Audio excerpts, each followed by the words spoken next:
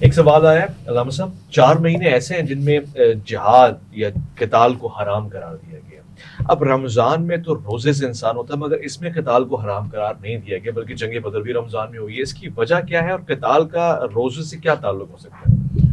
دونوں کا کوئی تعلق نہیں ہے، دو الگ الگ موضوعات ہیں اور مستقل موضوعات ہیں. رمضان مبارک عبودیت اور بندگی کا مہینہ ہے، اور قتال اسی عبودیت اور بندگی کے حوالے سے ایک مرحلہ ہے. لہٰذا رمضان مبارک میں گھر بیٹھنا شرط نہیں ہے، بلکہ اللہ کے دین کے نفاذ کی جد و جہد اس کا حصہ ہے.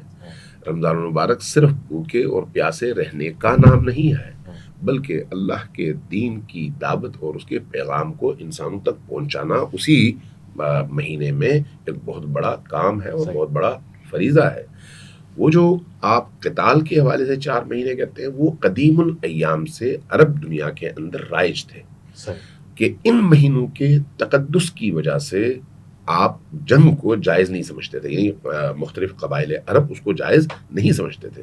اللہ تبارک و تعالیٰ نے بھی اس پر مہر لگائی. اس کے پیچھے بیک گراؤنڈ کیا تھا وہ ایک الگ بحث ہے، لیکن یہ دیکھ لیں کہ نبی کریم صلی اللہ علیہ وآلہ وسلم کی دعوت کا جب آغاز ہوا تو بہت سارے ایسے کام تھے جو عربوں کے اندر رائج تھے اور خلاف عقل نہیں تھے، اخلاقیات کے خلاف نہیں تھے، انسانی اقدار اور ویلیوز کے خلاف نہیں تھے. وہاں پر نبی کریم نے ان کو نہیں روکا. جہاں پر بھی کوئی ایسی چیز تھی جو اخلاق کے خلاف ہو، توحید کے خلاف ہو، اللہ کی دی ہوئی ان قدروں کے خلاف ہو، وہاں پر اللہ کے نبی نے ان کو روکا ہے یا قرآن نے ان سے منع کیا ہے. یہ جو 4 مہینے تھے ان کا ایک تقدس تھا. اس تقدس کی وجہ سے اس زمانے میں بھی، زمانے جاہلیت میں، ان ایام اور ان مہینوں میں جنگ کو منع کیا جاتا تھا. اللہ کے دین نے یعنی اسلام نے آ کر اس پر سائن کیا کہ ہاں بھئی یہ ٹھیک ہے، ان مہینوں میں جنگ نہیں ہونی چاہیے. ویسے بھی اگر آپ اللہ کے دین کے مزاج کو دیکھیں تو وہ جنگی مزاج نہیں ہے. جنگ اللہ کے دین کے نفاذ میں جو رکاوٹیں پیش آتی ہیں ان رکاوٹوں کو ختم کرنے کا نام ہے.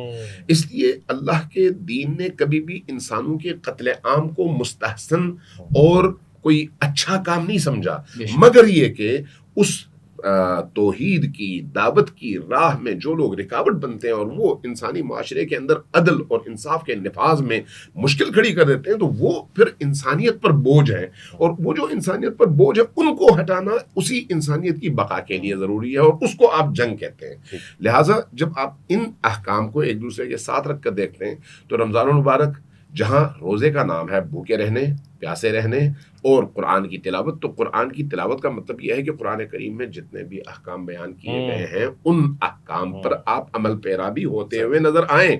آج مثلا غزہ میں جس طرح کی جنگ جاری ہے، اس میں ایک مسلمان کی حیثیت کیا ہے، اس کی ذمہ داری کیا ہے، اس جنگ میں جس طرح سے اس کے لیے ممکن ہے وہ رول ادا کرے. اور وہ رول یہ کہہ کر اپنے آپ کو پیچھے نہیں ہٹا سکتا انسان کہ میں تو روزے سے ہوں. نہیں بھائی، روزہ اس ظلم کے خاتمے کے لیے آپ کو تیار نہ کر سکے تو وہ روزہ نہیں ہے. بہترین.